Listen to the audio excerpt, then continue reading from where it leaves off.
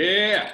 What's going on, everybody? Welcome to episode 13 of the Clinical Marketer Podcast. Today, we heard all your requests. We got your questions. Today, we're talking all about Facebook ads and how you can start leveraging Facebook and organically and paid traffic to start getting new patients in your practice very, very quickly. It's a very effective strategy. So today, I brought in a specialist, a good friend of mine, Campos, who's not only an incredibly good and talented Facebook advertiser and marketer in general. He owns his own marketing agency. He's an investor, he's an entrepreneur, and he's a strength and conditioning coach. He also happens to be the #1 most trusted advertiser by Aaron LeBauer. And if you know who Aaron LeBauer is, you know that he only trusts and works with the best. So Jacob really knows his stuff, and we're really excited to share our knowledge around Facebook. So Jacob, thanks for being here, man. Awesome, Jordan. Thanks for having me. Yeah. So just to give some people some context on your background, how long have you been doing this? How'd you go from being a strength and conditioning coach to have the accolades and the success you've had so far?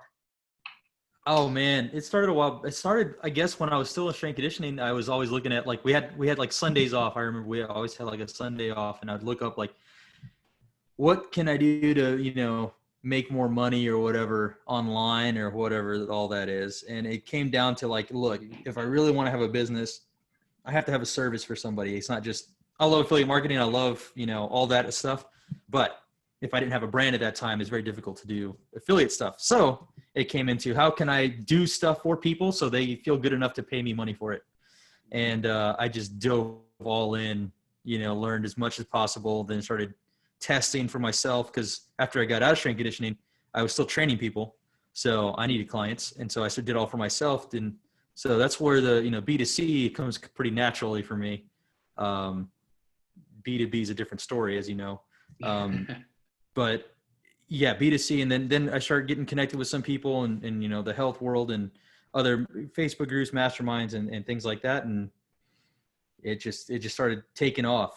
Things start working, you start figuring things out, and it comes down to, I started studying marketing, and, digital marketing is just an extension of what, marketing is. You take a lot of those principles, but yeah, so I started studying marketing, right. learned a lot, read a lot of books, and the whole thing. I'm sure just like you. So it's the same. But yeah, that's how it started. Back in the day, learning out of necessity. Yeah, dude. When you're hungry, man, you'll read and you'll do just about everything you can. Yep. Oh yeah, burn the midnight oil until you figure it out. Smash your face against the keyboard until you figure out all the technical components. Yeah. Oh yeah. No. Or have your computer like. Oh, sorry. Go ahead. No, I was going to ask, do you do any strength and conditioning to date, or are you just all in on marketing right now? I do volunteer for baseball stuff around the city here, so nice. It's more like free time. So it gets my mind off of everything, and it does do some baseball. Do some baseball stuff is fun. Yeah, no, I love that, and it's the blessing to be in the space that we are, where we're able to dedicate some time to things like that. And I think having that kind of background is why PTs and other healthcare professionals and healthcare coaches all relate to you so well, because I think everyone that started their own thing kind of has a similar story. So when you first got started, I imagine you've tried a lot of different marketing channels before you landed on Facebook. Can you just talk briefly through why is Facebook the go-to for you, and how does it kind of compare to those other avenues that you tried? Yeah, a couple things. First off, it's faster. I started with like website stuff and building, backlinks and all the SEO stuff. Like that's how it all started, websites and things like that. And then I sold that as a service, so it became the marketing thing, and things start, Google ads start going on top of each other. And when I really started actually having a real business side of it, when it became the agency, and that really was on the heels of Facebook ads. It just, at that time, dude, leads were like 55 cents on a Facebook ad lead form. It was like, and that was expensive. It was interesting because, we'd get hundreds of leads for like nothing, literally nothing. It would cost us nothing. That, to me, that's, if I could spend that money again and get that same price, it'd be unreal. Right. But I remember I was working out of a gym, and I was doing ads for this gym, and it was too many people for him to call. So then we talked about this actually. Then the idea of having a process or system really is needed, and I didn't know that much about then, so I dive into that, and that whole thing happens. But so why is Facebook ads the thing right now? It's still cheaper, and it's what do they call it? Interest finding, interest traffic. So Right. you can actually teach people like good stuff, right? Especially if you're trying to do this ethically, you're trying to teach people, what they should be doing, without ever having to really them pay for you or anything like that. So I'm able to teach people on ads, get them into my like overarching like pipeline funnel, and if they want to work, they work, So right. yeah, overall it's just getting the word out there essentially. Yeah, and we have the exact same experience. Like I love Google ads. I love like any Google product. Whenever they release a new thing, like I'm gone for the next couple of days, just learning everything I can about it. But Facebook ads, there's no denying it. They're cheaper, they're faster, and they're way more reliable, in my opinion. I mean, even when you get to your Google ads just freaking killing it, as soon as there's a competitor that's competent at all with Google ads, they see that and they start outbidding you and find, leveraging similar different keyword. Yeah, it's so quickly taken over. So with Facebook ads, and I kind of want to touch on both the organic side and the paid side, because I know you're very familiar with both. For one of the questions we get a lot is, how much now that business pages don't get the reach like they used to, like how do you balance out your organic content strategy with paid ads, and does those strategies overlap at all, or are those two separate things? Yeah, kind of. You know what? It's all testing too. I think for organic to be really, really like profitable, like for your time of putting in new content without having put money to it, it's got to be something that's shareable and viral-ish. At least within your like communities, your Facebook groups or your page or whatever. It's got to be shareable. A lot of times we post stuff up that's kind of like, I don't know, it's not shareable. Like memes are shareable, right? People always want to share a funny meme. And so I think of organic a lot along the lines of Facebook, organic also with Instagram. And you want to be able to make sure that people want to, like, or, sometimes you're scrolling through stuff. You're not in the mood to like anything. You're just scrolling. So it's not really, organic's not really up to you. You know what I mean? Whereas like, I think when it comes to paid, like they can see that ad 3, 4, 5, 6 times over. It's like, oh yeah, now I'm going to read it. So it's like I'm not saying you're forcing it down their throat, but in a way, like you're making them see what you got. So you'll get some good data either way. Right, because sometimes you do have to see something like 5 times before you get it. Like there's been blog posts or like e-com types of ads where when I first see it, I'm like, oh, that looks cool, but I'm not in the mood to read something or be sold something. But on like the 5th time that I see that, I'm like, okay, all right, you got me. Right, you got me. What is this all about? Why is he still running this? Yeah, and with the organic stuff, unfortunately, they only show it to like 10% of your audience. And then out of that 10%, let's say you only have 100 people following you, 10 people, how many of those 10 people are actually going to want to see that right now? And so it's just, if you're playing the numbers game, it just doesn't make sense. Right. So the business pages, they get throttled super hard because Facebook realized that businesses are really bad at posting content because no one shares their stuff. So do you coach anyone on whether or not they should even post on the business page or the personal page? Do you have any thoughts on that? Yeah, if you're a coach or consultant, yes, post on your business page organically, because honestly, it's going to give us data to whether we should run traffic to that topic or not. So if your top 10% of people are liking it, great. Maybe we put some money to it. Let's figure out if we can run an offer, something along that topic. Right. I mean, yeah, as far as that's if I guess if the only reason you wouldn't post is if like you can have one main post and chop it up, right? and then make that, repurpose that later on. Like that, if someone doesn't like making videos or anything, like let's say they do a whole, like, for example, PTs do a whole mobility hour. Well, chop that up and have that as like your, webinar or something like that, and chop the rest up as like content, and then still push them to the webinar. So, and then change the thumbnail. And that's going to give you enough info, enough data, and then you could push money to that. And you could, a lot of the problems also is if you're trying to say the words like pain, or you're trying to assume something for somebody, it's like, are you in pain? Or are you having this? Well, you can't put money to that. So that is a time where you can have it in your Facebook group and in your Facebook business page. So you still can post it. You just can't run money to it. And is there, because I don't know if you have the same experience, but people that have, most practices I've worked with that have content strategies, they don't post nearly enough. No. And they wonder, like, why haven't I gotten any patients from doing this? Do you have any guidance that you coach your people on, like how, if you're going to post, like how much should you post for it to even be worth your time? You definitely have to, like, worth your time? Yeah. It's always, any press is good press. Even if it's just a little bit. I would say that it depends on how much time they have, right? To post, 3 to 5 times has still been the standard, but I mean, most people don't have that kind of person to kind of do that.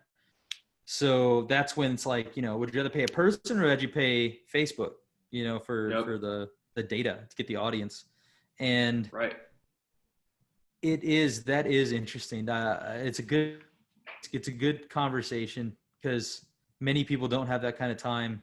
And that's where, you might as well, if you're trying to do anything online, don't half-ass it. You know what I mean? Like whole ass it and get yourself out there. So. Whole ass it. Yeah. No, it's crazy. It's like, I mean, the lack of time that people have to like post on their business page is at the, that's at the heart of the problem. Like Facebook even started throttling content in the first place, because people aren't posting enough and analyzing if people are watching it or not, to find out like what their people even want to engage with. And so like you said, like you have to post enough stuff to get enough insights to figure out like what is even going to work for a paid strategy, what kind of content is going to be shareable. So I did see on your website funnels for PTs. Guys, if you're listening, I definitely recommend checking it out. It has a lot of really cool resources. So before we kind of go deeper on the ads front and kind of leave the organic stuff, I just wanted to say you have this really awesome offer for like over 200 plus done for you. Oh yeah, you saw that, huh? Yeah. It looks like it's sold out, so I'm not surprised at all. But it's sold out on the website. It's not sold out on the book funnel. I do have a book funnel out there. It's like get patients. It's a get patients blueprint. I don't have that. That's on ads only right now. So if you don't see that, it's only on ads. And so, but on that book funnel, it's only $47. So that's it's an incentive to get the book, it's an order bump, right? So it's an incentive to get to that next page. And it's well worth it for people who do not have that time. So, if you can just get on later and or whatever social media thing. I mean, my agency has its own like Hootsuite type of platform in it. So whatever it is, get it involved and then you can post up. That's how I was able to post up 5 different times. I have another one that I had a VA make for the agency itself, and it was another 250 plus posts that I never had to touch, so it's like all I have to do is create the caption when they ask me, and that's it. It's the easiest thing ever. Yeah, I love that, man. I love that. So guys, if you don't know what to post, I would definitely track down his book funnel, or maybe just reach out to him and ask really nicely. Maybe he'll hook you up. Who knows? Yeah, I might go ahead and post it on that website there. That's probably a good idea. Love it, man. So let's focus on the Facebook ad front now. And I just I was reading up on just some latest 2020 stuff on Facebook ads, and I want to share it here because it just illustrates how freaking valuable Facebook ads are compared to Google ads. Have you heard of the Wish app? for like The an Wish app, e-com yeah. store. Oh yeah.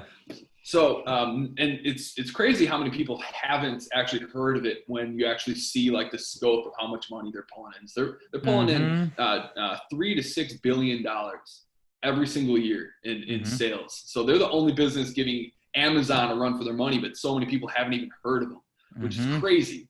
Because they get those weird ads too. they get some weird. Yeah, they do. They got some dark corners of the e-com business. Oh yeah. So they're two founders, the two people that started and built Wish. They're actually two Google engineers who are two of the head engineers that built the Google AdWords platform. So two guys that know more about how AdWords works and how to make it successful than anyone else. But 98% of their budget is spent on Facebook ads. Like, if that doesn't tell you Facebook is where you need to spend your budget, then I don't know. I don't know what to tell you. Like that. Yeah, dude, I've heard about it, and it's everyone who watches the Lakers is seen because they have they're sponsored by them. It's crazy if you how much money you have to sponsor the Lakers, but it's because nobody's. So you think about it like this: nobody's searching for the Wish app, right? They don't know about it. So how do you discover it? Well, you get on Facebook. Like you're gonna see the ad on Facebook. Oh, hey, I saw that on Facebook once. Now let me go search on Google. So then now you got the omni-channel, marketing. They may not even be trying to directly go off a value pixel or anything like that, like how purchase pixel. They may just be impressions. I don't know their back end, but that's what I would do if I was them. It was impressions to get as many people looking them up, knowing about them, and then eventually buying from them. They definitely have the buyer's funnels vastly large. So yeah, Facebook's definitely a way to find you. Right. And not just for e-com, but we've obviously both discovered that it works incredibly well for physios. So can you just you kind of have your system laid out a little bit on your funnels for PTs, and I'm going to ask you a few questions on that, and then after that we're going to get into this top 6 questions that our viewers and listeners reached out to ask, so that we can talk about. But cool.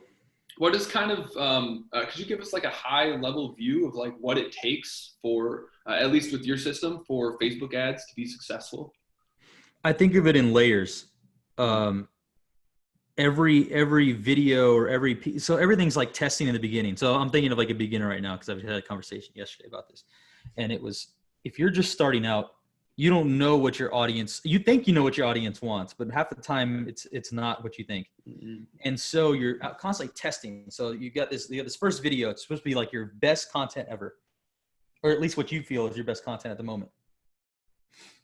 If they get to like 25 or 50% of it, something that we get to like kind of the meat of what your video is, that audience should be seeing something different than someone who kind of just skipped over it. So, and I'm going on video because right now video is converting a little bit better, unless you have some crazy image and great copy. Most people are not copywriters either. So that's another thing I've had to learn, even as has gone over the years, is my copy's gotten better and better and better. You start reading more and more sales letters, you start reading more. If someone wants to get really, really good at copy right now, just go through BuzzFeed and you'll get the best hooks, the best headlines, and you're for real. And so you'll have 2 different layers of ads just right out the gate. And then every single one of those has their own layer. So you can push them through whatever funnel you kind of want through ads and kind of show them what you want based on, 3 to 5, just basic ads. And a lot of that's going to be an engagement. I've also found recently that on your, I'm getting more clicks based off engagement ads. It only makes sense because there's more and more people seeing it than an ad that's directly made for a conversion right now. But that's based on a beginner funnel. So if you're doing conversions off like to a webinar or something like that, that may be better than engagement. But so I think of everything in layers. Everything's built on another video or another ad, another URL, everything's built. And so it speaks to that person. It follows them around. Right. So yeah. just to kind of break that down and put it in layman's terms for people that don't speak our language. So the first phase of Facebook ads for success in your world is basically, it sounds like you need to create, it's a content strategy, and you build an audience with that first for future retargeting. So you're seeing videos work better than videos right now, blogs and pictures. Yeah, I mean, another one is kind of like a advertorial, what do they call them? Like you see them in like men's fitness or women's health or men's health magazine. It almost looks like this big report, like this, like almost like a blog post, except it's selling something throughout it. And so most people actually, if you can rewrite something that you've done and make it almost like a case study, and at the end of it, it's like, hey, would you like to know more? Get a free total body diagnostic. Like, until I had my free total body diagnostic, I didn't know what was wrong with my back, and what I found was shocking. Don't say those words. That type of thing is gonna get someone intrigued, and so getting them to that next step. So that's kind of another thing I'm getting at is, what is the point of the ad, right?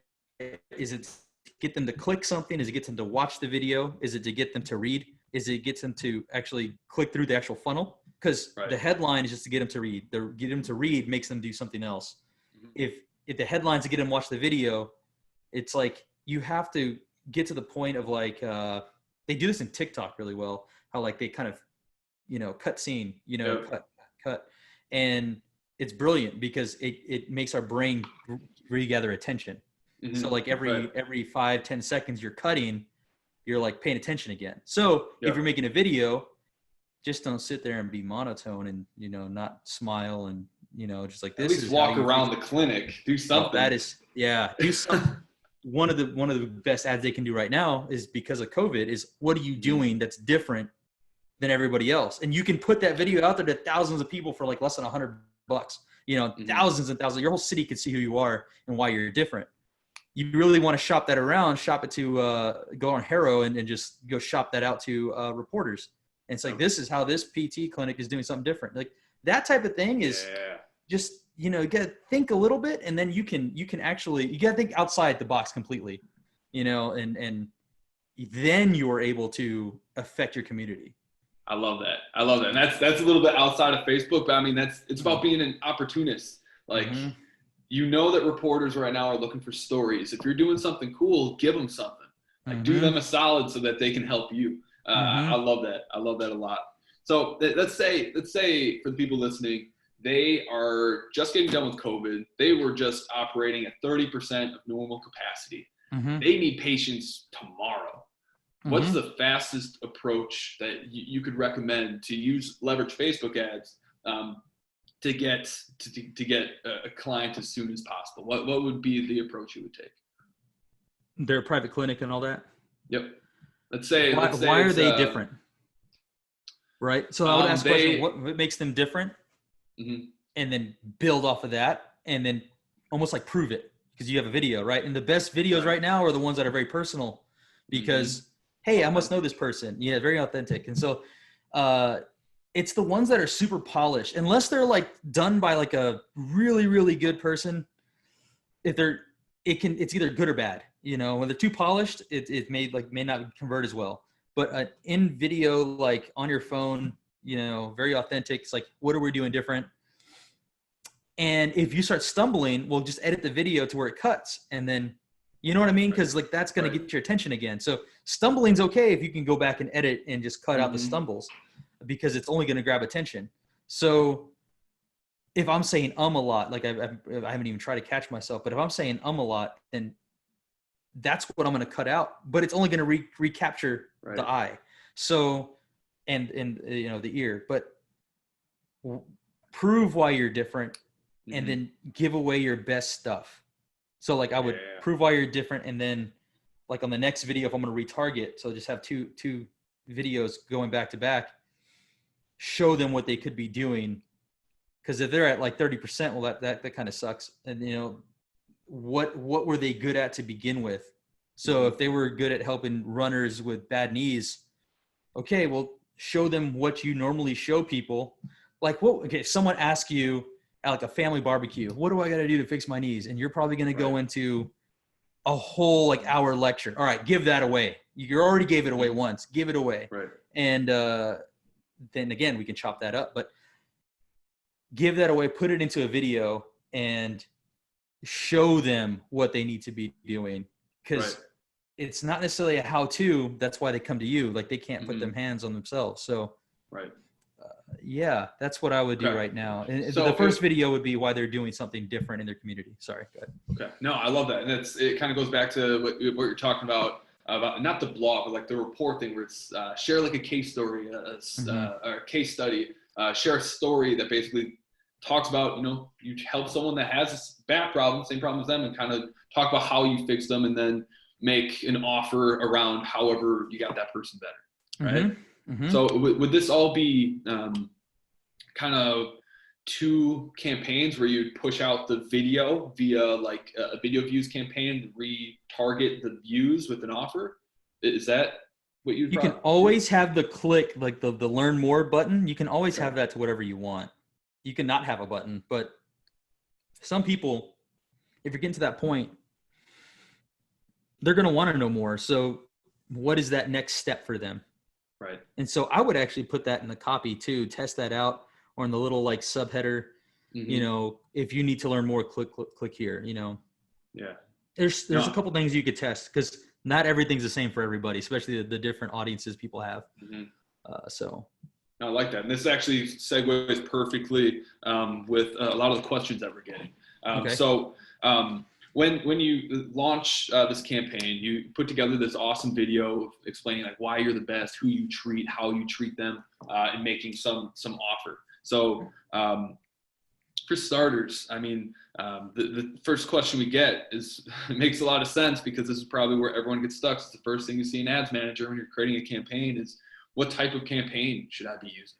So if your objective is to get clients calling you today so you can get them in the doors tomorrow, what types of campaign do you think would you recommend? With no audience or an audience?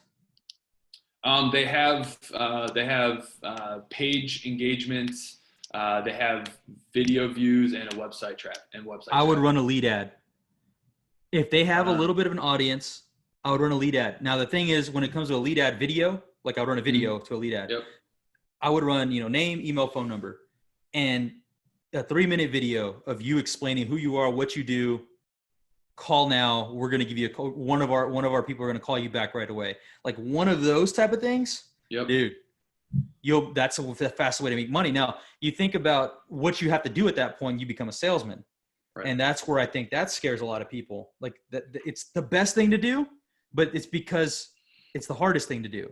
Right. Is run an ad that's to you, what you do, fill out the information. We're going to give you a call.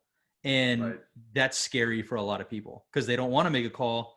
They don't have time to make a call. There's a couple. That's the fastest way to revenue. No doubt. As far as building the brand, then just start giving away your best stuff, doing engagement posts, even with the page audience and things like that. That's going to be the easier thing to do. Right. So I love that. Lead ads, totally. And especially for the people that are listening, I mean, if you're not technically savvy and you don't have web funnel or landing page building software like ClickFunnels, Lead Pages, Kajabi, if you don't have those things, then lead ads is definitely the easiest thing for you, because it's all housed within Facebook. You don't need extra landing page software or anything like that. I absolutely love that. So the next question is going right off of that is, what do you think of, are you a landing page guy, or do you prefer lead ads, and if you are sending them to landing pages, what kind of tools do you use? So I'm definitely both. It just depends on what audience I'm targeting. Lead ads is generally going to convert better with a warmer audience. So, and especially if they've known you already for like 3, 4, 5 months, like that's just super simple. But I am a landing page guy. I like retargeting different pages that they're on. So I'm actually getting to the point of, what page did someone visit? Did they visit where you have your services on your website? I can retarget you. I can retarget you again, and then you're going to see something more relevant on another ad. I use ClickFunnels. I recommend something like, ActiveCampaign, but like the one that has a CRM, if you're not going to use a different CRM. But that's kind of what I'm liking right now.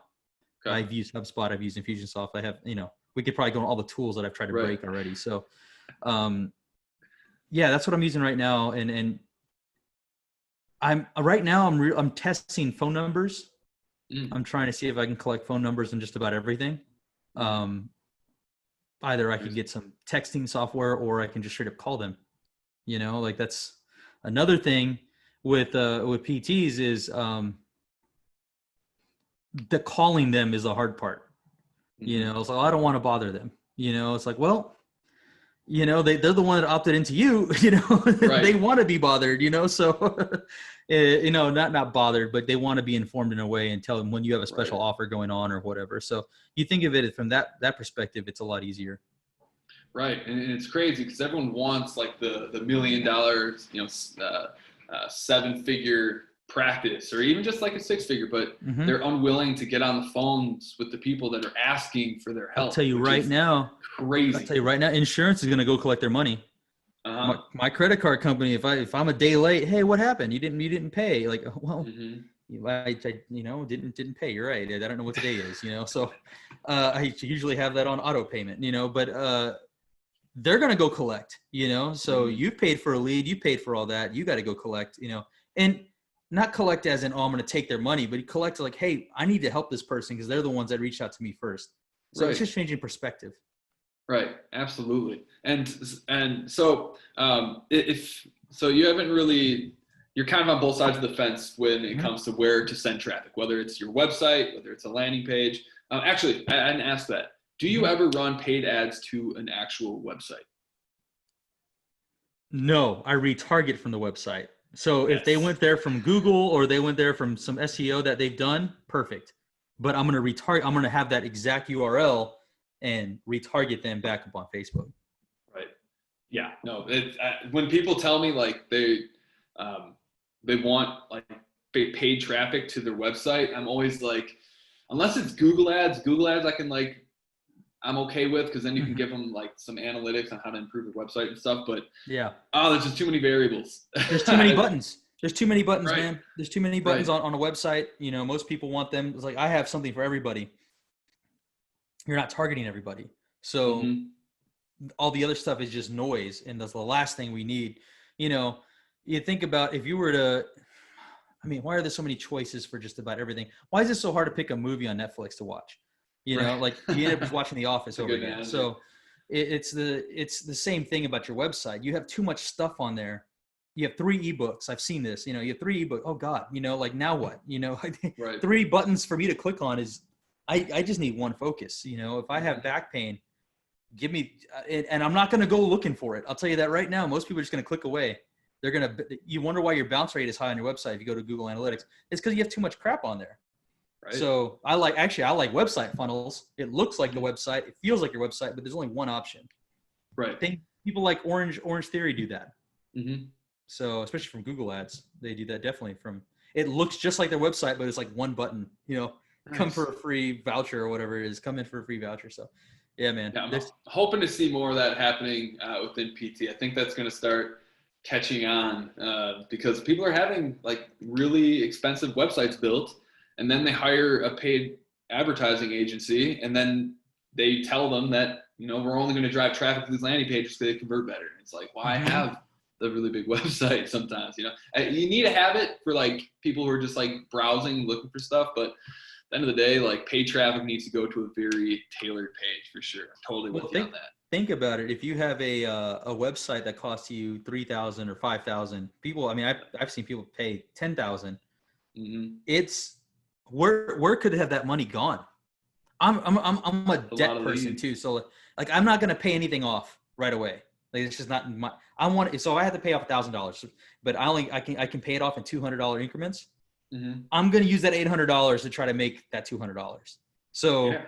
how can I do that? Well, if I can drive traffic to a certain offer that's gonna pay me $200 a month, it's almost a no-brainer to have the money flowing. Right. So once PTs catch on to that, it's going to be like, oh, I'll build my website as I'm going. I'll build my Right. website instead of let me have everything perfect and then run traffic. They don't make sense to have things perfect because you don't know what Right. people want. Totally. Yeah. So I think the takeaway for everyone from that is if you're doing like retarget people from your website, which make sure your Facebook pixel, your tracking code is installed on your website. That's a conversation for another time. Won't get that technical on you, but make sure that your Facebook pixel, your tracking code is installed on your website so Facebook can understand who to market to. So remarket from your website to specific landing pages. Don't send traffic to your big website. There's too much confusion. Put them to a more tailored, easier to follow landing page. So going off of that, we know that generating leads is actually super easy. It's getting them to actually like come in. That's the hard part. So we're running out of time, so we kind of got to blow through these. But what exactly should people be offering? Do you advertise the free discovery visits, free screens, that sort of thing, or do you get a little fancy? Yeah, the offers are always interesting because it's like it's different. I think we talked about this before. Is like chiropractors have their own like $20, $19, $47, $100 X-ray or whatever it is, or a free X-ray with an adjustment or whatever. PTs don't necessarily give X-ray, so there's got to be something tangible, And like I used to do in strength training, I used to do a posture analysis. Now, many people don't really care what a posture analysis is. I used to say, here's why you're hurting, or here's why you can't do an overhead squat, or whatever it is. It's just got to be tangible, right? So is there a PDF you're mailing them after they come to you, right? What are they doing? So, right, I'll give the offer is like a free total body. The offer is sometimes an ebook. Now, the ebook is very difficult sometimes because the picture may have someone's picture of a back open or something. Back. Yeah, right. And or someone holding their back or whatever. And I talked to Facebook about that, and they were talking about it's because nothing was wrong with the copy, and it was everything wrong with the picture. And even it was a little picture of a book, and I'm just like, too much skin. Yeah. Too much. Yeah. And the people you do see who have those type of offers out there that can say pain and all that, they know someone at Facebook, or they have an agency that's doing it, so that, contact with someone at Facebook. That's actually being cracked down on even more. So it's a waste of time to even try, it's just get something out there. That's why I like videos, right? So the offer is like essentially you on a video giving away some good exercises and things like that. And then be like, hey, look, you can't do this movement. Here's one that I really wish more people would do is, let's say you're a CrossFitter and you're a CrossFit PT person. Show them like the three like movements that are most popular, I guess, like a clean and jerk, a squat, and like a deadlift, and have 3 different videos, but like have a video and be like, here's what it should look like. Granted, you should be able to do this. And here's what it should look like. If you have any type of discomfort here, here's a stretch you should do. If this isn't working fully, come in and see me. Like if you can just do that, I really wish more people would do that. For real. I think if you can do that, you're going to see a big increase in phone calls and leads and whatever. A lead is great. Like you said, it's very easy to come by. It's appointments that we want. Right. So are you screening people beforehand? What is the idea of a lead, right? Yeah, how many leads do you know your numbers well enough to go from, hey, I can get 10 leads and I'm going to get 1 person. Well, then it means if it's $10 a lead, which is, without a phone number, $10 a lead with a phone number is pretty cheap. And that's 10 people for $100, but I'm going to close one of those people. I'm going to get them in that week, or I'm going to get a total body and then we can close. Well, that $100 is paid for already. So then you kind of know your numbers. But if you don't know your numbers, then you definitely have to be very aware of how much things cost, how well you're closing, like how well you're actually selling. And a lot of people don't like that word, but that's kind of, that's what it is. It's, you're a salesperson. And especially when you have your own business, anytime you have your own business, you instantly become a salesperson. And you guys got to know what those closing rates are, because a lot of people work off referrals. So the closing rate's 90 to 100%. It's like, well, that wasn't even a sale. It was like, oh, just come in, I'll do a free total TBD and that's it. We're going to, here's my plan of whatever. Most people suck at closing because someone tells them no, they're afraid of rejection. Right. So the idea for me is, and I learned this from a book called Never Split the Difference, is to get to know first, what is their objection?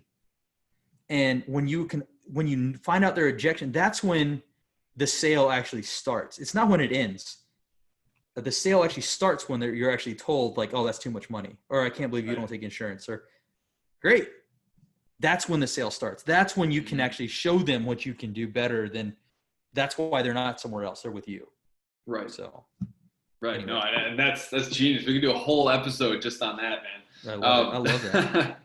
But yeah, okay. So make sure that your offer is tangible. A free discovery visit, even a free screen, I would argue, is on the fence of like, that's not tangible. And if they don't know what physical therapy is, they don't know what the hell it is now. They don't know what it is. Right. Put it in terms that people are going to get. So last two questions here. So for someone that doesn't know their numbers, how much should they be spending? How much should they spend to get started, to collect enough data to make informed decisions to get their ads profitable?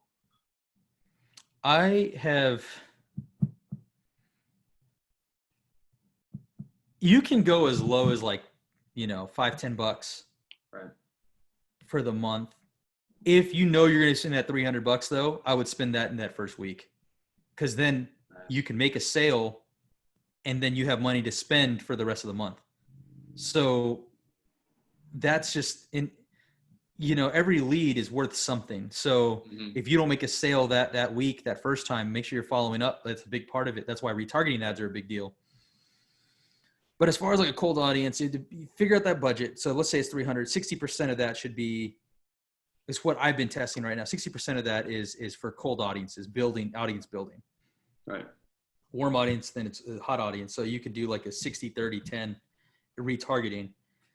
That's a simple numbers, man. Like that's super simple. If you find yourself that, you could easily spend $50 a day and you're going to get like a lot of data, so I don't think a budget exists once you start selling. But if you're not selling, then you do need to figure out like, I can only spend 10% of my revenue on marketing, period. Right. So if I'm only making $1,000, I can only spend $100. You know what I mean? So it definitely becomes individual until you realize how much money you're actually making. Right. I love what you just said, and that's such a hard concept for me to like teach someone. It's at least for our audience, there's been a lot of people that have a hard time understanding that if your ads are converting people and they're paying before they get into practice, or they pay when they get there, and it offsets how much you spent in ads, and dump that money back into your ad budget, it keeps growing, and you don't have to have a fixed budget of $1,000 a month. Like right. What you just said, but then at the same time, you may be closing somebody, but you have, let's say 10 of the people that are hot leads that you just haven't closed yet. Well, that becomes exponential. That's building upon, that's compounding, right. So now you have to have a system. It's a different system following up with them. That's not just ads. It becomes either like a front desk person, which should be like a salesperson in a way. Or you hire someone else that says, hey, I need to call this person every 2 days until they either come in or ask me to stop calling them because this is what they asked for. Right. That's the thing. It's like that's why I love paid front end offers, like just $47 to like before they even come into the practice. Because then it costs $8 to $12 to convert that person to get that $47. Then if you have if you can resist the temptation of pocketing that extra money and reinvesting that in your ad budget, you have an infinitely growing ad budget every month, and you can outspend against all your competitors, and you're going to win every freaking time. And then if you have upsells. Yeah. Let's not even talk about the upsells. Right. I love it, man. All right. Last question. Talk to me briefly about the follow-up, because as we already said, leads are easy. Getting them to come into the practice is hard. What can people do? I would definitely have a little bit of self-awareness. Just search your own like self of being like, am I the person to be calling them? Like, yes, it's my business, but am I that person? Am I actually going to find the time throughout the day to be that person, to follow up with every lead that had said, yes, I want more information about you?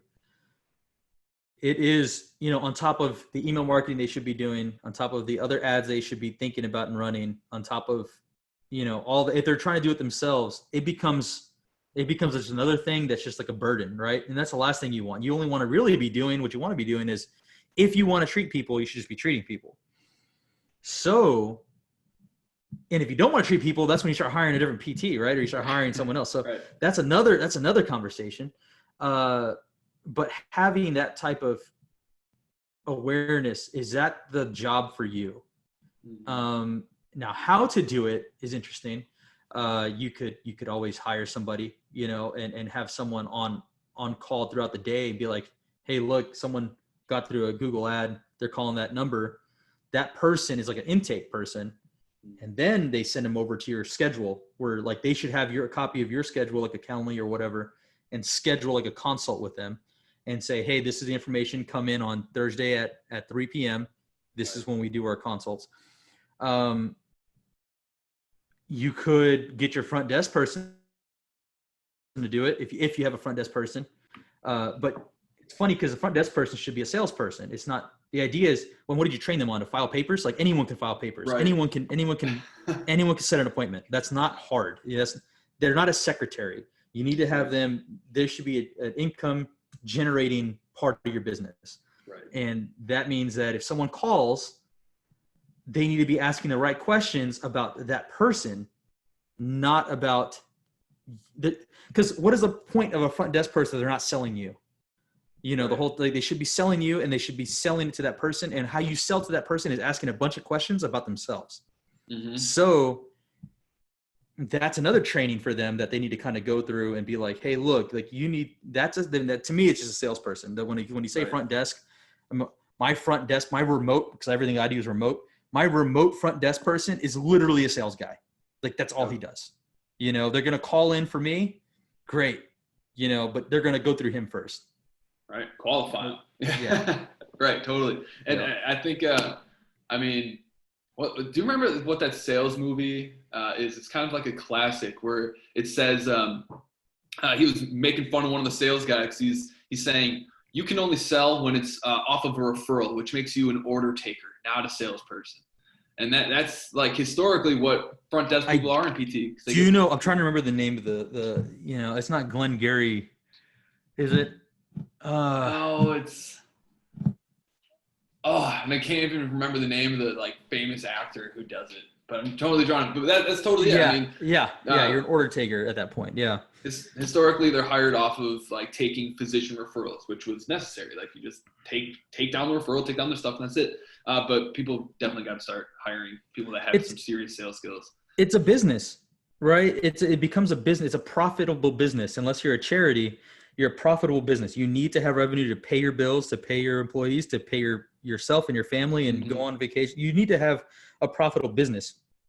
It's not about ethics or anything like that. A lot of people like to talk about, it's not ethical for me to charge too much. Okay, whatever. You know, you can go broke, because that's not how business works. Nike's not out there trying to spend less than Reebok.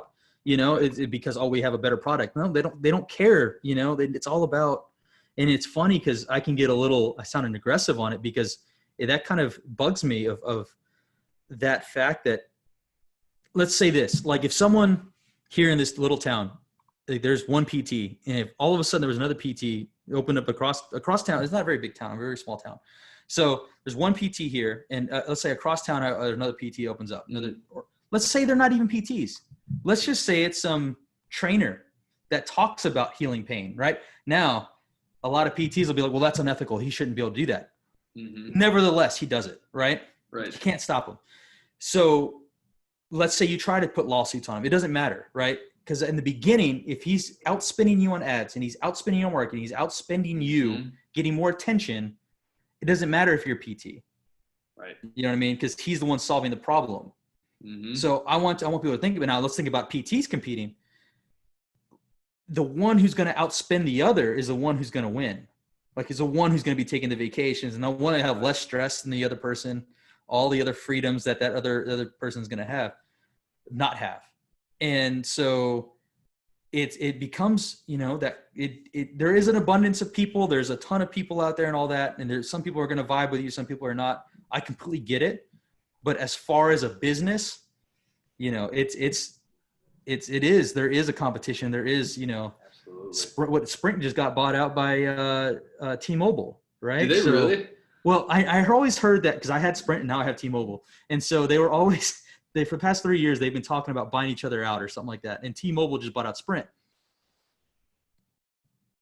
They got absorbed, right? So it's like they're still competitors, right? There's abundance of phones for everybody, but they're still going to come down to that whole idea of, competition. And to me, it's a big sports game because I'm a sports guy. So it's a big game, and that's how I like to have fun with it. This business is fun. So it's Game of Thrones, man. That's how I think about it. It's definitely exactly. I love it. So make sure you have a good person that's doing sales and make sure they have the right mindset around it, because you're not convincing someone to do something that's bad for them. You're basically, it could be compared to convincing your kid to eat their veggies. It's like you have to sell them on that, but it's good for them. So Jake, so happy to have you here, man. This has been a ton of fun. Where can people go if they want to get a hold of you, if they want to hire you, get some of your resources? What's the best way? Sure. Yeah. I have a Facebook group. It's health and wellness marketing systems and sales. Right on. That's a Facebook group. I do have a checklist we talked about. It's funnelsforpts.com/checklist. That's a checklist of essentially what you should, if you're going to build any type of funnel or ad, this is just print it up and just start checking things off. It's kind of simple. It's essentially the process I use to build that funnel with the ads that go to it. So it's kind of cool. And it's the same process I use for PTs building their stuff. Yeah.